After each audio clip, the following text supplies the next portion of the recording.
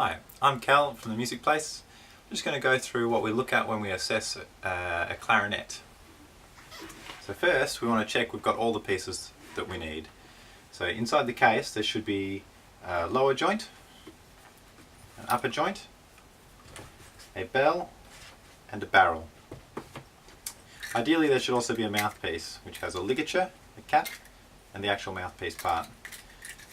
Just have a quick look at the mouthpiece and make sure that there's no chips or cracks or bits missing from this part, the rails and the tip. That's the really important part for generating the sound. If everything's there, I want to move on and check that all the keys actually move at least. So just go through, press all the keys, make sure they move independently and that nothing is binding or sticking.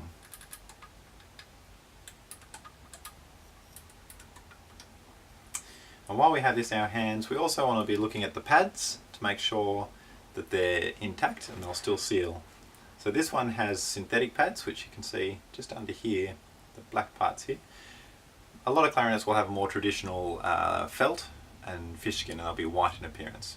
And often they, over time, wear and get little holes and fissures in that skin, and once that happens they won't be airtight, and that will make playing quite difficult. So just checking that they're all in good condition.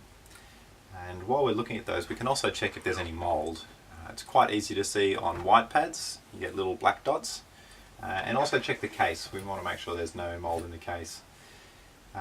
Being a wind instrument, we're breathing in and blowing out through the instrument, so we just want to make sure we're not getting any mould spores directly into our lungs, because it can cause quite severe respiratory infections.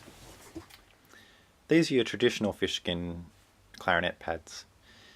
This one here is a brand new one, so it's perfectly flat. The skin's nice and intact all the way around. As you can see, the one on the right here has a bit of a chunk missing, some discoloration, so that's certainly well past its best before. This one in the middle here, you can see just on the side, the front, the skin of the pad's been torn and worn through. So that will also mean that that's not going to be an airtight pad, and it's not going to seal nicely over the tone hole, so we want to replace any like that. If that's all looking okay, the next thing we want to do is have a look at the pivot screws and rods. Make sure they're all there. If everything's there, the keys are moving, the pads are okay, the next thing we can do, just to get a real quick check to see if it's going to be sealing, is give it a pressure test. Now, I've got a cork here that can fit into the end, which is very handy. You can also just use the fleshy part of your palm. You want to seal off one end with the hand that would normally play, cover up the holes, the note holes, just with the same pressure that you'd use under normal playing conditions. If you squeeze really hard to make it seal, that means when you go back to playing normally, you probably will have leaks still. And then we just blow on the other end. As you can see, no air's coming out, that's sealing pretty well. We can repeat the same thing on the bottom joint. I'm just going to use the cork because that's a bit easier. And again, under normal playing strength and pressure. So you can hear there that's leaking quite a bit down the bottom there. So we know that's going to have to be addressed for it to play all the way across the range. The next thing we want to check is that all the parts go together.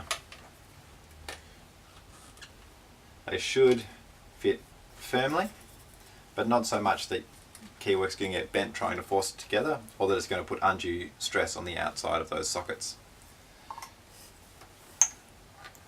So all of those fit together pretty nicely. If they are a bit snug, some cork grease can also help make that go in. We want to also make sure there shouldn't be any wobble backwards and forwards in those sockets. If it's a wooden instrument, the other thing that we would be checking for is cracks. The easiest way to do this is to look down the inside of the instrument and make sure there's no open grain or big cracks. We would also visually inspect the outside, again looking for hairline cracks.